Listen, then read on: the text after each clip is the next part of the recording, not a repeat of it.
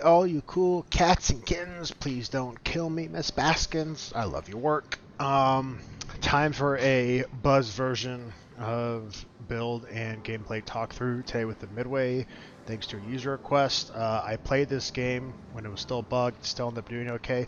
So starting off with the build, you have an actual choice here with what planes you take, right? You can take the HRs, more rockets, better-ish against DDs, a little bit less health. But I prefer the tiny Tims. You have less rockets, but they're more damage, more pen. They're better against cruisers and battleships, and they're more versatile. And you can still do decently against DDs in them. Modules, air groups mod 1, big surprise. Engines mod 1. I do take torpedoes mod 1. When the rockets were better, I did take the attack aircraft mod 1. Now it's a toss-up between either or. As I've said in previous years, I typically don't take aero torpedoes mod 1. I've kind of gone back and forth since the attack aircraft nerf. Slot 4, going all in on bombers here for bomber self because of our unique upgrade, which we will get to. And then slot 5, flight control mod 1. You pretty much always want to take this with CVs. And then slot 6, unique upgrade. If you don't have it, speed is fine. However, I highly recommend you get it. It is an upgrade. It allows your bombers to get on and off target much more quickly. On top of it adds 10% alpha damage, which will give you harder strikes on top of the dots. So going into Mr. Warren. Pretty typical CV build. Tier 1, air supremacy, improved engine boost, and of course last gas for getting off those last strikes. Hopefully getting some dots when you're under AA fire. Tier 2, improved engines. Of course, survivability expert and armor at tier 3. And then at tier 4, you have sight stabilization and concealment expert.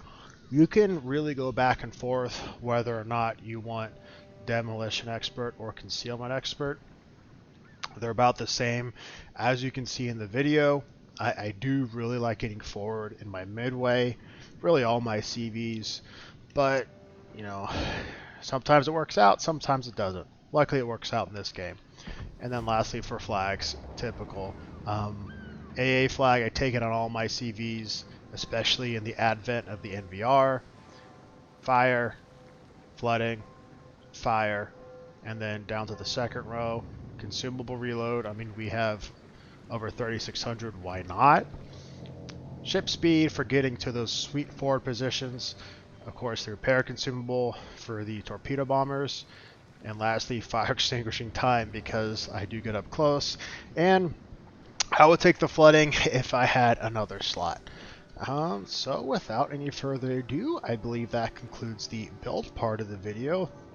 Today we have a 3000 base XP game where I get very close to the enemy and somehow manage to pull it out. And let's take a look. Okay, so here we have a Midway game. I like this map. It gives you the chance for positioning. But starting off, so what we're doing is we're opening up with rockets. We do a quick pre-drop. So the goal is is twofold. One, we want to get a quick scout of the side we're probably going to. If we see that Holland on early on, we will flip over to the seaside. And we are also trying to get a quick damage from 5 to 10k on a battleship, maybe a cruiser. But if we're able to hit a battleship and we're able to get them to a fire, what we'll do is we will take another set of rockets, speed boost, try to get the fire early.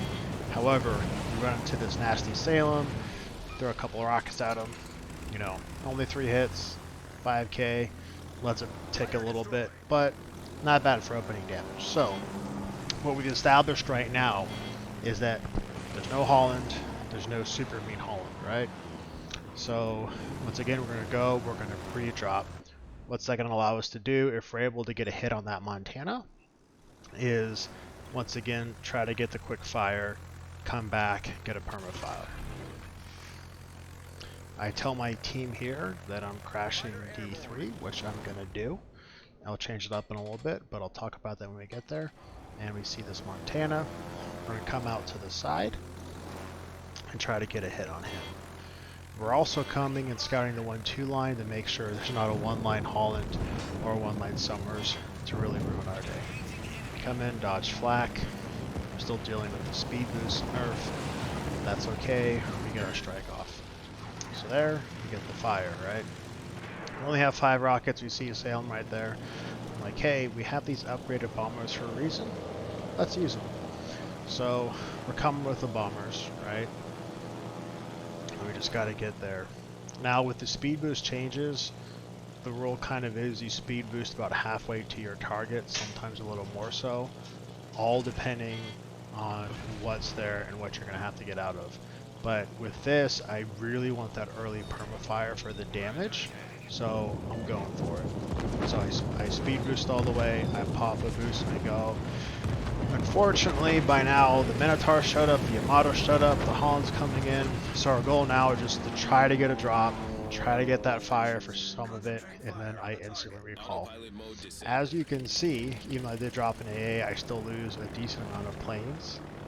At this point, the bug with the ninja nerf, whatever you want to call it, is still in effect.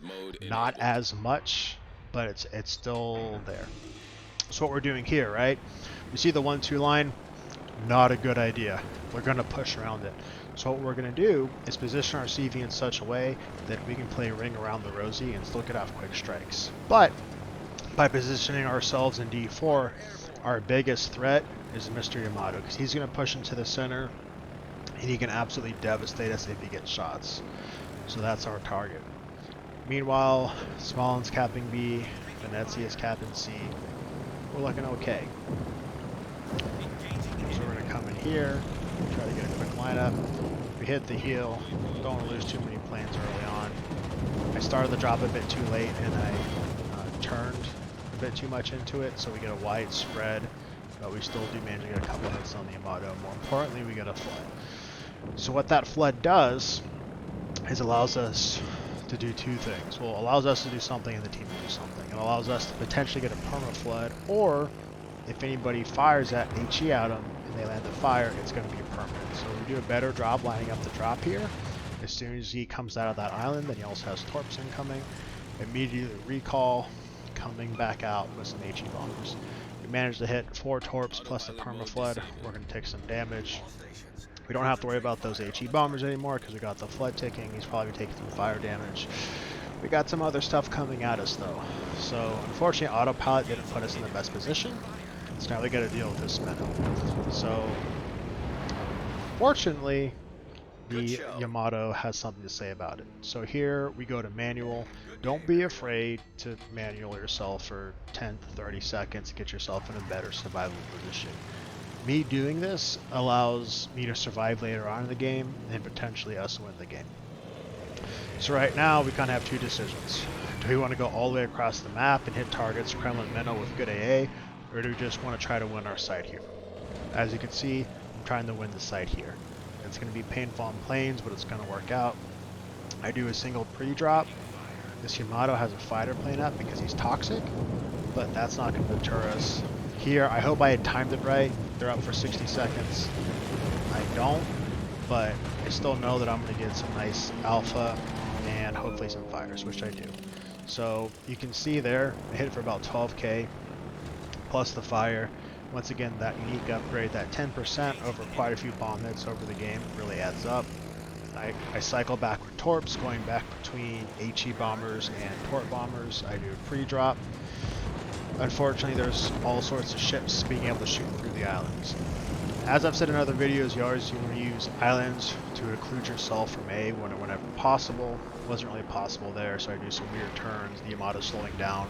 My hope was to catch him as he came out of the island. If nothing else, we're going to slow him down. Switching back to bombers now. You see that our fire is still ticking. So we're hoping we're going to get another fire here. You're just going to let it burn potentially, or he's going to use his damage control and we can get a flood. So if I had a bit more time, or looking back on this being a bit more patient, I probably should have pre-dropped more. But really here, time is of the essence. And even though our team is up, that doesn't mean they can't come back and win. So we're coming here. Yamato absolutely devastates the DM. Luckily, dropping here, I am mostly excluded from the enemy battleships coming around the edge. I drop, and you can see there, unlike a lot of ships, that bomber aim time is pretty slow. With the Midway, it doesn't do the best returns, which is why we take the faster aiming skill. Here, oh no, the Salem's coming. We're only trying to get a couple bomb hits here. We're just trying to get that Yamato out of the game before he heals and does damage. And we get the reset. He's taking some HE fire. The Colbert takes him out. So now we have decisions to make: Salem or battleships. We haven't used rockets in a while, so we might as well start getting some chip damage on the Salem. It turns a little bit for us, but as you can see with that radical change, it's kind of hard to land all your rockets. But with those tiny Tims, even though we only get 5, we still hit them for 8k and a fire. Not too much against the Salem, but it works.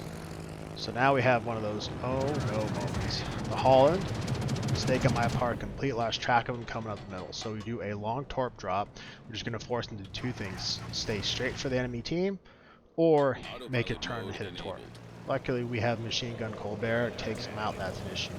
I set my autopilot going forward. I'm hoping my autopilot actually does something. Autopilot, not good at doing anything. Never trust autopilot. So here we have our positioning coming into play. Earlier on in the game, when I manualed my CV facing east, this is where this comes into play. Because autopilot, even right now, not doing a whole lot. We try to get a drop on the Montana, not working. But above all, gotta survive. D-planed or not, you gotta get out of dodge. I manual myself in such a way where I'm going forward, full throttle, with a slight turn. In between drops, I will adjust as needed. Here we have these two Montanas. They're pushing into us, right? But they're taking a lot of damage between me, our Montana, the Colbert, the Yamato. If these Montanas are able to get the Montana out and me out, that could potentially be a game changer. We can't let that happen. We're able to get a torp and a flood on the Montana. Once again, the slow aiming speed coming into play here. Going back with rockets because I just don't have any other planes. Granted, I have been dropping and recalling some heavy AA, but this is where you can really see the bug taking effect, because typically, even this heavy AA, I still will be getting planes back. Get some more chip damage on the Montana. But, even though I've lost a lot of planes, I've still made a significant impact at the game. We're 9.5 minutes in. We're at 145,000. We've maintained this flank of the map for the most part. We assist the Colbert in taking out that Montana.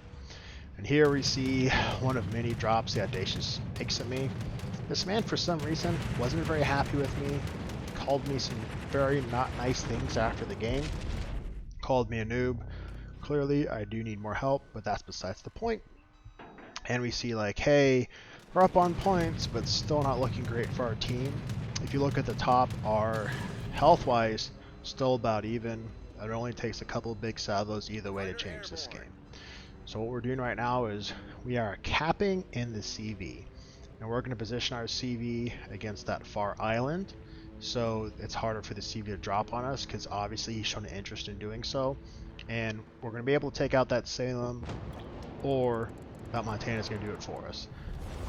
That makes it healthy. So, as I say in chat, CV bait always works. It pretty much always does work at drawing them in. Whether or not you survive is up to a lot of factors, but that's besides the point. Sometimes keeping it real goes wrong. But I poop from there. Now you don't. So, once again, positioning ourselves forward of this island so it's harder for the CV to get drops on us. It does include some of our AA, but also makes it harder for the CV to spot us and get drops. Once again, we're manualing. We don't have a lot of planes at this point. There's no point. And we start our AA. So once again, this goes back to the earlier build and taking AA flags. For some reason, some CVs just get in their head that they have to take you out, and concentrating CV efforts will do so. They don't have a lot of ships left on the map, but taking me out would be a pretty big point swing. And a lot of times, even if your team is winning by a lot, if you die as a CV, all the taters would be like, oh no, we're gonna lose no matter what, and then they give up. So here we're just trying to get off all 4 torps that we have on the Kremlin. We managed to do so. Unfortunately, he's able to shoot through the gap, but we managed to survive. And we know that he's moving forward, so he's going to lose that shot angle. We come back out with the bombers. He's still flooding, which is nice, and taking up our damage. Here, hit the Witherer. 12 minutes in, not bad. We go for the drop. Motto calls good game, but we still have left to go, and that drop gives us Confederate. So not bad on a day's work. As you can see, the CB is still going after me. So we have to keep that consideration. Later on, well, I should say after the game, he calls me noob for dropping fighters on myself. There's nothing wrong with doing that, right? It's different if you're protecting ships that you can trust, that you know their player's name or they're in a div. And I might catch some flack for saying this, but you just can't trust random players, no matter what ship they're in, even if they have okay stats. You can trust in yourself. And right now, we're capping.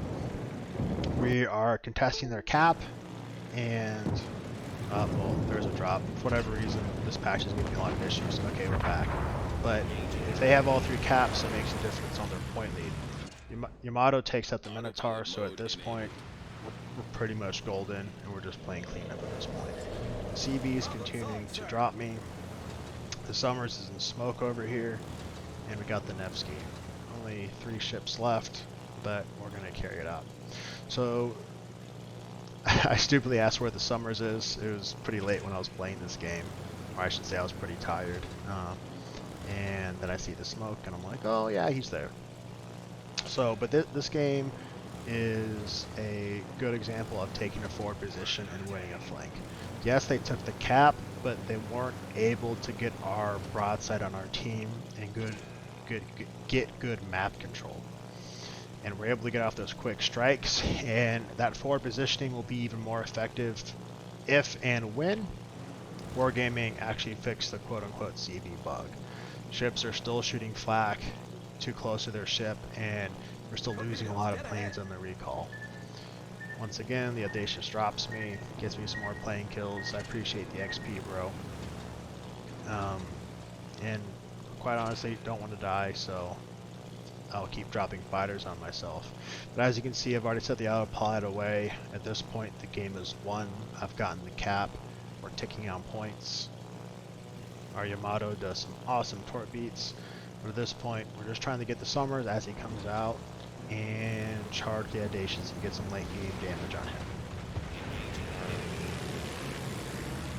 Going for the drop on the Summers. You want to drop as low as possible. You're able to on DDs with HE bombs, are still relatively effective. We still get 1 bomb. Sometimes you can get 10, 12k depending on RNG. There's not a whole lot you can do skill-wise other than the drop low. Make sure our CV's still going towards that Audacious, and we're coming back with our rockets.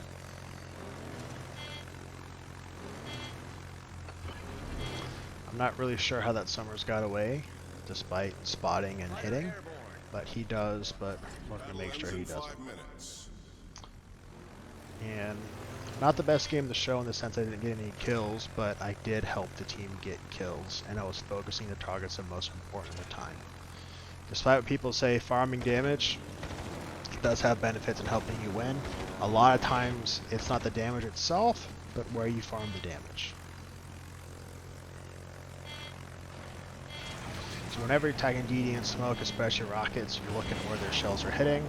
Based off that, I do my strike, and I'm able to get 4 hits in the fire. Not bad for a blind drop. Oh look, it's the Audacious dropping me again. Surprise. The Gold Bear is able to finish off the Summers, who is very low health after our rocket drop. And now the only thing left on the board is the Audacious. I'm asking for some more planes because who doesn't like a defense expert and free flags? I pretty much run AA flags on all my ships because there's nothing I hate worse than getting picked on by a CB when I'm in a DD. The Audacious says I'm the one hiding. I've been forward of half my team for most of the game, and I point out I'm the CB.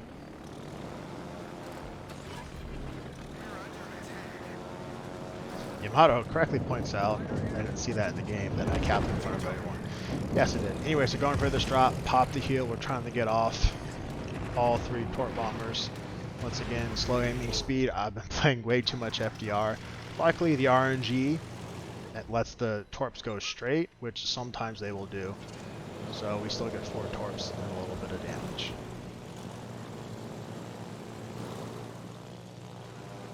We are almost at the 200,000 damage at this point. Once again, a very good game, given that the CV nerfs are still partially in effect. Readjust my autopilot. In between strikes, when you have time, always going to be adjusting your autopilot. The closer you get to the enemy, the closer you're going to strike.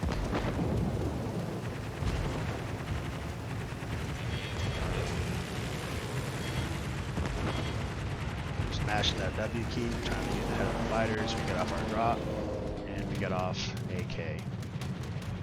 Typically would have gone for more superstructure, but at that point we were just trying to get any bomb hits whatsoever with the fighters on us, and we hit a defense expert.